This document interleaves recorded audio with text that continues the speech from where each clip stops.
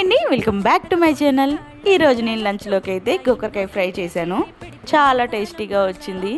నాకైతే చిన్నప్పుడు అస్సలు ఇష్టం లేదండి గోకరకాయ అంటేనే నాకు ఏడుపు వస్తుండే. కానీ ఇప్పుడు మాత్రం ఇష్టంగా తింటాను, ఎందుకంటే నాకు నచ్చినట్టు నేను వండుకుంటాను కాబట్టి.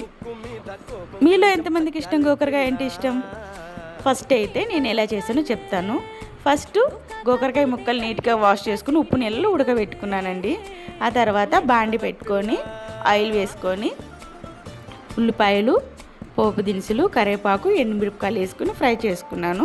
ఆ తర్వాత ఉడకబెట్టుకున్న గోకరకాయ ముక్కలు కూడా వేసుకున్నాను.